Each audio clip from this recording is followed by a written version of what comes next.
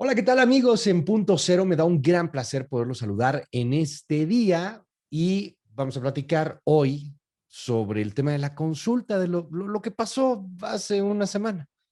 ¿Qué está sucediendo? Una cosa que no se entendió. Y si usted recuerda, la semana pasada hablábamos con especialistas sobre la pregunta en sí misma y nos enfocábamos mucho en la manera de redactar. Decíamos que son actores políticos y que eso es una decisión política, pero había algo que había que destacar para beneficio de las posibles víctimas. O sea, las víctimas estaban en juego, el derecho de estas víctimas estaban sobre una votación. Fue una cosa rarísima en este México tan surreal que tenemos. Así que el día de hoy para mí es un gran honor poder platicar con Graciela Rodríguez. Ella es directora ejecutiva de la Comisión Mexicana de Defensa y Promoción de los Derechos Humanos. Graciela, un honor tenerte aquí. ¿Cómo estás? Muy buenos días. Muy buenos días, Luis. Mil gracias por la invitación. Un saludo a ti y a tu auditorio.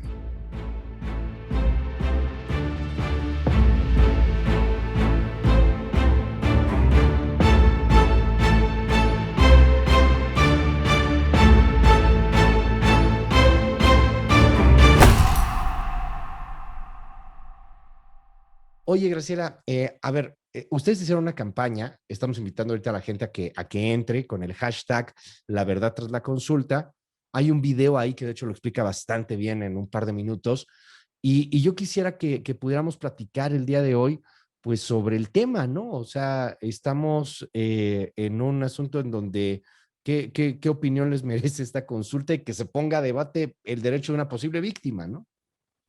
Sí, mira, en realidad lanzamos la campaña La Verdad Tras la Consulta a un conjunto de organizaciones de la sociedad civil como la Comisión Mexicana de Defensa y Promoción de los Derechos Humanos, Justicia Transicional MX, Elementa DH y un colectivo de víctimas que es el Movimiento por la Paz con Justicia y Dignidad, con la intención de centrar el debate en torno a la consulta en el derecho a la verdad de las miles de víctimas de graves violaciones de derechos humanos en el país y que también corresponde a la sociedad en general.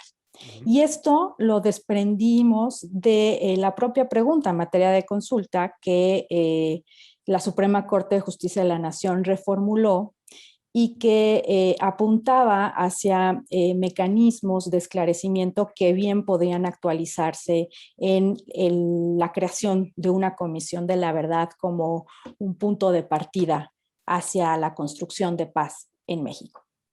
¿Entendían la pregunta de entrada?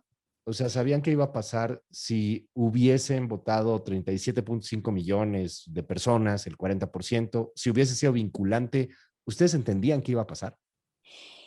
La pregunta en sí misma pues era compleja y Uh por -huh. eso nos pareció importante resaltar sobre qué iba, porque también todo el debate en torno a la consulta se dio en una gran campaña de desinformación. Originalmente estaba dirigida hacia un juicio de expresidentes, esa fue Uh la -huh. propuesta original, pero después fue reformulada y nada tenía que ver con el juicio a expresidentes. Por eso nos pareció fundamental aclarar, por un lado, a la población hacia qué es lo que iba a votar y qué iba detrás de esa pregunta compleja, pero que fundamentalmente apuntaba a estos mecanismos de esclarecimiento que, como te digo, bien podían actualizarse hacia la creación de una comisión de la verdad. Uh -huh. Y que es importante porque la comisión de la verdad son un punto de partida hacia el acceso a la justicia de las miles de víctimas de graves violaciones de derechos humanos,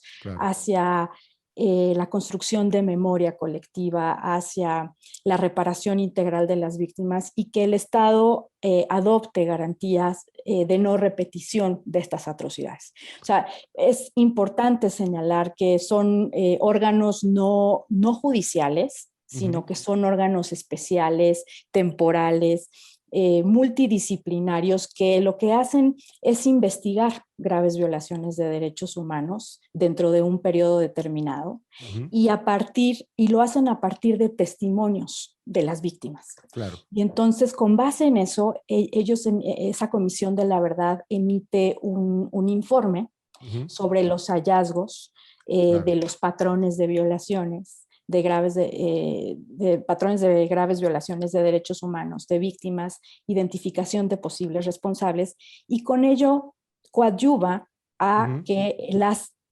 autoridades competentes inicien investigaciones. Por eso decimos que es el punto de partida de acceso a la justicia. Y siguiendo todo este camino, pues podemos llegar hacia una construcción, una verdadera construcción de paz en México y un México sin víctimas. Este es un país de muchas víctimas, tú lo sabes muchísimo mejor y lo trabajan todos los días. Hace unos días hablaba de un tema en un podcast, porque yo de verdad no puedo dejar de sorprenderme, aunque creo que la sociedad ha perdido la capacidad de sorprenderse. O sea, nada más de viernes a martes teníamos el asunto de un secuestro de una diputada en Oaxaca, por ejemplo, por un asunto de falta de recursos, y ahí estuvo retenida durante 2, 3 días, y teníamos el caso que pasó hace 2 años de una mujer a la que le aventaron ácido, al parecer un asunto ahí pasional y espantoso, y todo el mundo impune y no pasa absolutamente nada, la mujer tuvo que irse del país, etcétera. Y por si eso fuera poco, a la mamá de líder de las mamás de Tamaulipas, pidiéndole al narco que le den permiso de ir a la Bartolina a sacar huesitos para ver si algunos de esos huesitos son sus seres queridos. Eso, nomás por citar 3 días de este país. Esto pasa una y otra y otra y otra y otra vez.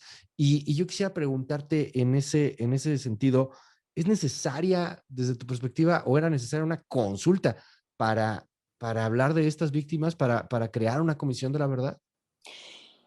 En principio no, yo te respondería no es necesario porque pues finalmente se trata de derechos que están previstos en la Constitución y en los tratados internacionales y que generan obligaciones a cargo del Estado mexicano, es decir, con o sin consulta, y aquí importante resaltar, independientemente del resultado de la misma, que no haya sido vinculante porque no se alcanzó el 40%.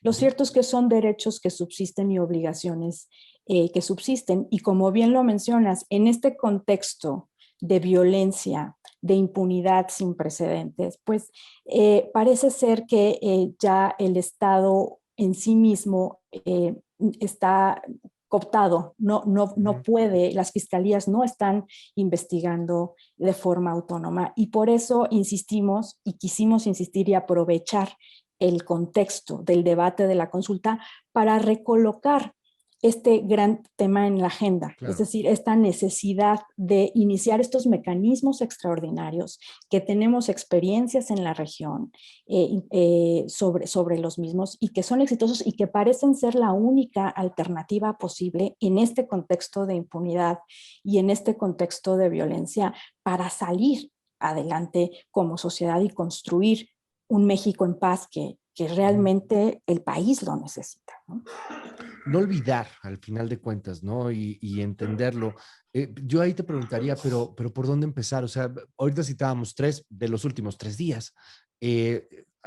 Todavía hay a lo mejor ya menos por el mismo tiempo, porque mucha gente pues, ha muerto esperando justicia, pero muchos desaparecidos en el 68, en el asunto de Tlatelolco, por ejemplo, o ¿por dónde empezar? Tendría que ser una comisión de la verdad por cada uno de estos casos, o sea, creo que no acabaríamos. ¿Cómo le hacemos?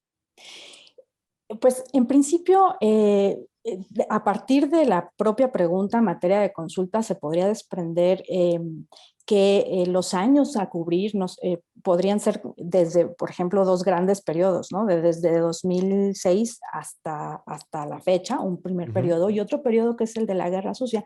Lo que es importante señalar acá es que las comisiones de la verdad y todos estos mecanismos de justicia transicional, que no solamente es la Comisión de la Verdad, digamos que ese es el inicio del camino, ¿no? Pero también hay mecanismo internacional contra la impunidad, hay un programa extraordinario de reparaciones, en fin, son todos estos mecanismos de justicia transicional.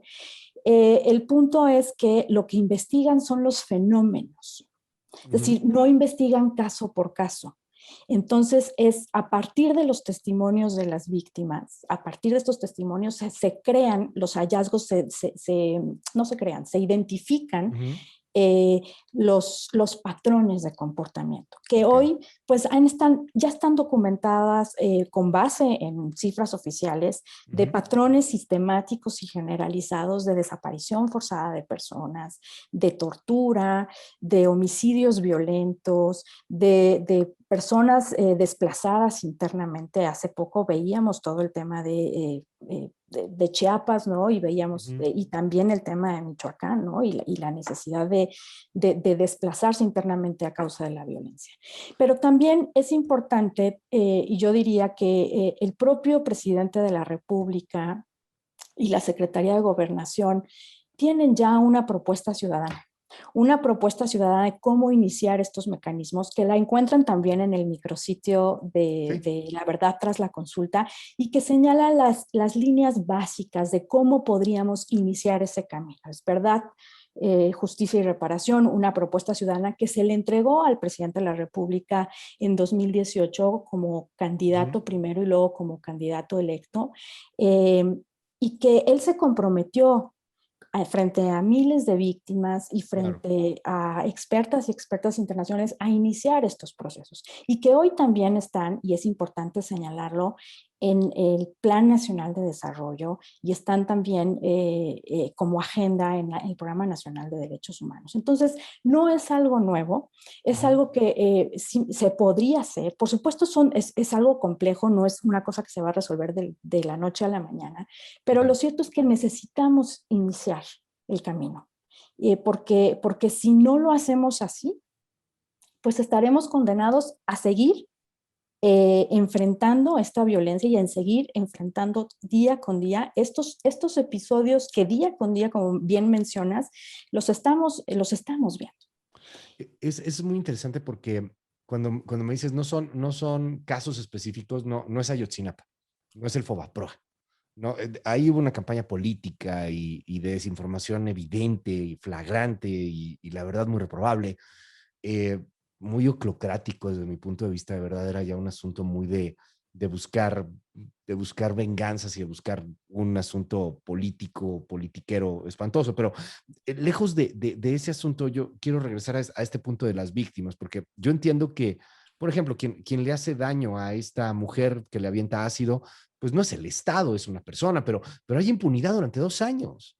Acabamos de tener un caso muy cercano, una colaboradora de nosotros perdió a su primo por un accidente, lo atropellaron, el Metrobús lo atropelló, de hecho, hace algunos días, y hoy que vuelvo a platicar con ella, me dice es que nos hicieron reconocer el cuerpo 3 veces porque les faltaba un tema de un papel y nos trataron mal y nos dijeron que estaba vivo y después estaba muerto. O sea, negligencias que se repiten todo el tiempo y que al final de cuentas, pues sí tiene que ver con un Estado, ¿no? O sea, sí tiene que ver con la impunidad, sí tiene que ver con un sistema que hoy día nos tiene en el país en donde cada vez perdemos más asombro frente a estas víctimas, en donde todos terminamos siendo víctimas.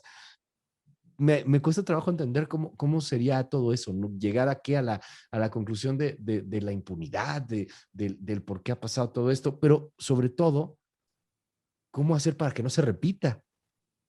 Ese es el gran tema.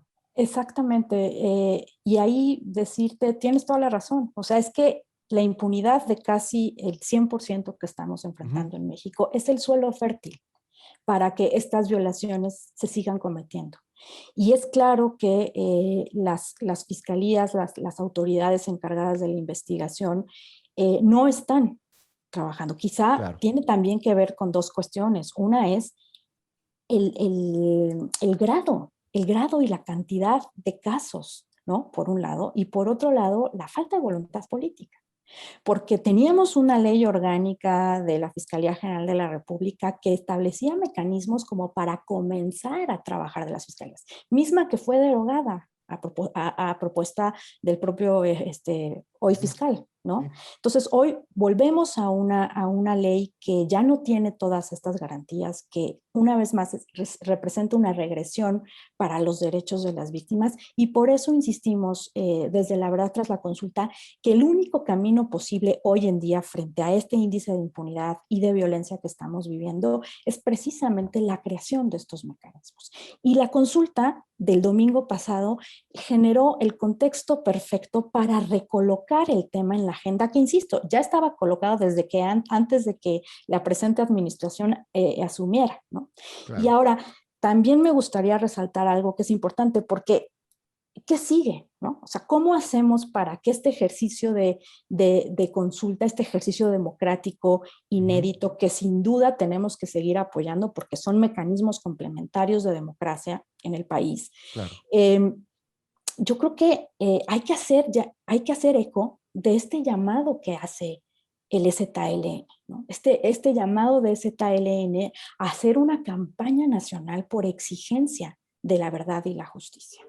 Y entonces acá creo que nos toca articularnos a la sociedad civil, a los colectivos de víctimas, con el propio EZLN, desde donde nosotros podamos, para continuar exigiendo, que era un poco también y sigue siendo el mensaje de La Verdad Tras la Consulta. Empaticemos con la situación de las víctimas que están enfrentando las miles de víctimas del país, por un lado, y por otro lado, no solamente empaticemos, sino cómo exigimos, cómo nos articulamos desde las bases para exigir esto y dejar y evitar que este ejercicio se quede como un ejercicio meramente simbólico. Graciela, te apreciamos muchísimo que nos hayas tomado la comunicación el día de hoy, y pues vamos a seguir muy de cerca el tema. Ojalá que podamos platicar en más ocasiones. Invitar a toda nuestra audiencia, por favor, a todo nuestro auditorio, a todos nuestros televidentes también, a que entren en el hashtag La Verdad Tras la Consulta. Ahorita ponemos aquí la dirección electrónica, también en nuestras redes sociales, y podamos entender un poco qué es lo que está sucediendo para que ya no siga sucediendo.